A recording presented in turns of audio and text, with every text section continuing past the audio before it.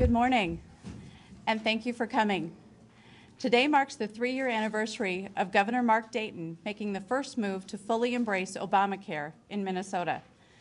What seemed like a small $1 million grant just a few years ago has turned into $160 million wasted on a website that still doesn't work. Besides the website, real people across Minnesota are losing their health care plans, plans that they liked, plans that worked for their families. Real people are sharing their stories of higher costs, forced coverage for things they don't need. And these aren't just stories. This healthcare debacle is real, and it's affecting Minnesota families. It affected my family. My sister-in-law, Jessie Collins, is here today to share her story. Thanks, Michelle. I'm happy to be here today to share our healthcare story. When Obamacare became the law of the land, we were told that families would save $2,500 a year and that if we liked our plans, we could keep our plans.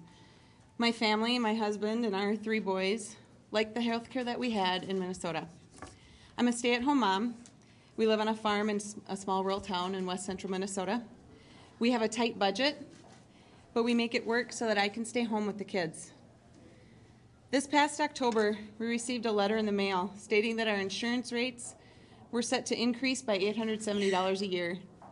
I called the insurance company, but ultimately they couldn't help us keep the plan that we wanted. Our rates have skyrocketed because the state is forcing us to have dental coverage for our boys.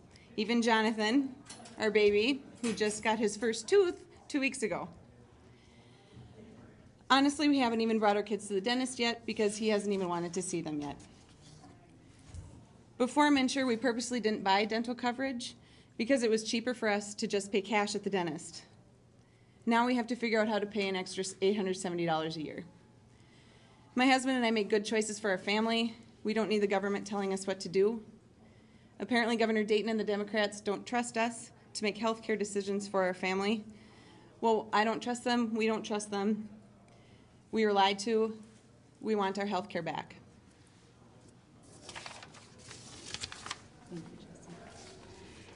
And I want to thank Jessie for coming forward to share her story. And I appreciate how far she traveled to share that story with you. But there are many other healthcare stories like hers in Minnesota. I'd like to introduce you to Mark Anderson to share what has happened to his healthcare under Obamacare. Thank you, Senator Benson. Last year, my family was notified that our health insurance rates would be doubling from $292 a month to over $500 a month for the most basic plan. My wife and I are self-employed as realtors, and now we can't afford to be well or sick. We've been trying to avoid the fines levied by MNsure by making sure we are carrying a valid insurance policy despite those outrageous rates. But we keep running into trouble with billing issues. We're not even sure if we're insured at this moment. When President Obama circumvented the Obamacare law and gave people 1 more year to keep their good insurance plans, Governor Dayton said Minnesota didn't need to do that. He and other Democrats promised that there would be no delays, that the website was going to be functional, and that MNsure was ready to be fully implemented in Minnesota. Well, now we know better. Yesterday, Governor Dayton said that the problems people are experiencing with MNsure are just technical problems with the website. That was a lie. My health care problems are real consequences of a terrible law that took away the health care plan that I chose and was happy with and gave me something worse. That's not fair. The bottom line is I want my health care back.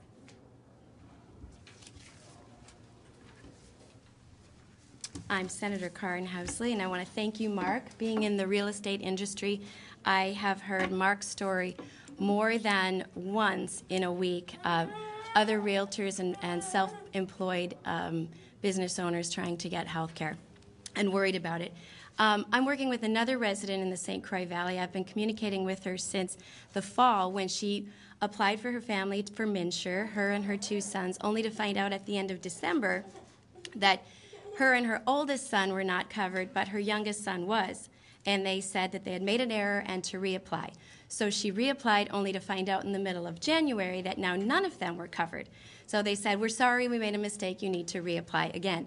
And now it's been 4 months, and Mary in the St. Croix Valley still has no idea whether she has health insurance for her family. And this Obamacare and MNsure coming into the state of Minnesota is bigger than just losing your health insurance and having to get reinsured or insurance premiums going up or being forced to switch doctors. It's about taking away our choices in the state of Minnesota. Minnesota was a leader in the country in health care until Obamacare 3 years ago today. According to a Star Tribune poll, 56% of residents in greater Minnesota have said that they are going to be worse off under Obamacare than they were before Obamacare. Governor Dayton recently said that if he could do health care differently, he would, but there was nothing that the legislature could do to fix it. Governor Dayton, I respectfully disagree. With President Obama in town today, we have one simple message. We want our nation-leading health care back. We want Obamacare out of the state of Minnesota. With 5 weeks away from being subject to IRS penalties for not purchasing health insurance, we want our nation-leading health care back in the state of Minnesota. Thank you. Good morning. I'm Joe Hoppy, the state representative for Chaska and Chanhassen and Victoria.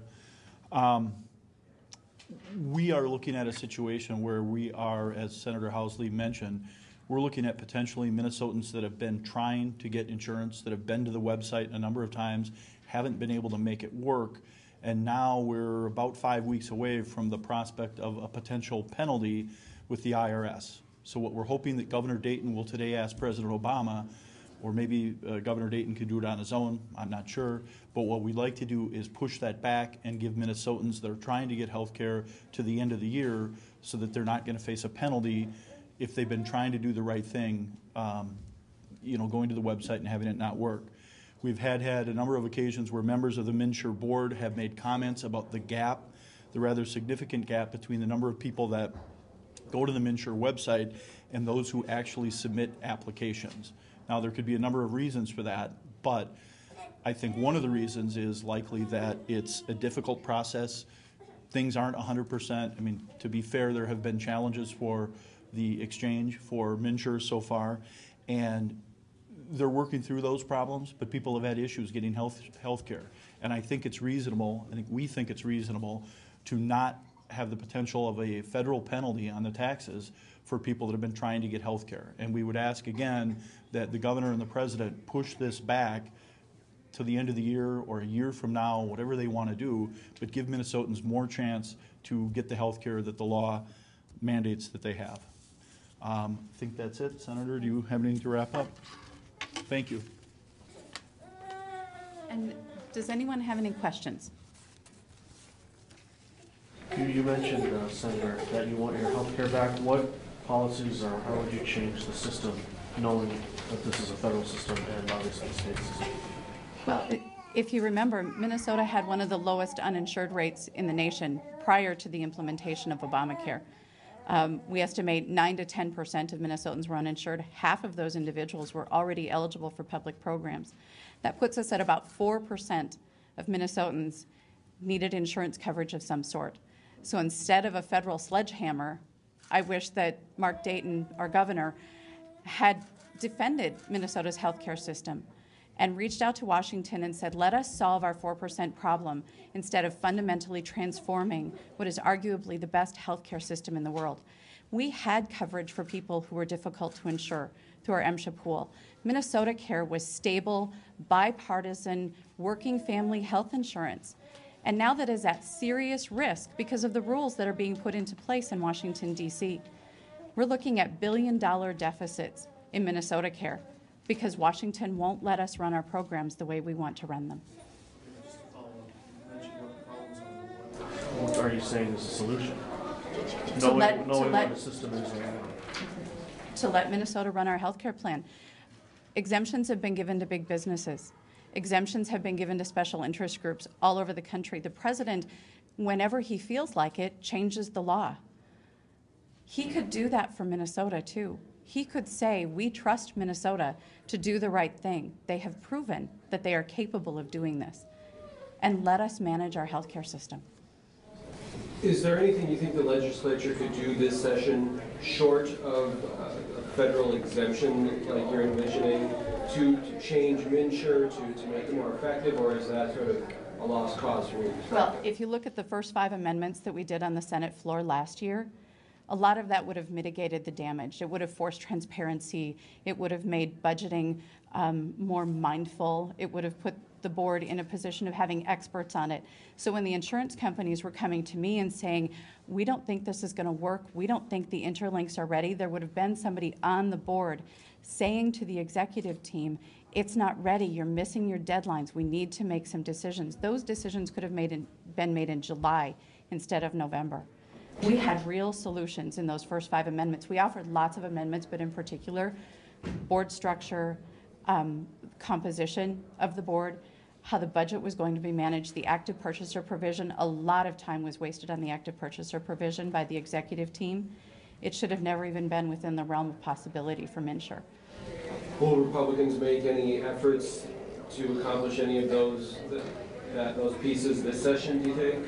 It is unlikely that the Democrats will bring forward legislation that would touch Section 62V, and so it would be hard for us to make those changes if there's not legislation related to MNsure moving forward. Any further questions? If that's everything, I thank you all very much for coming. Have a good morning.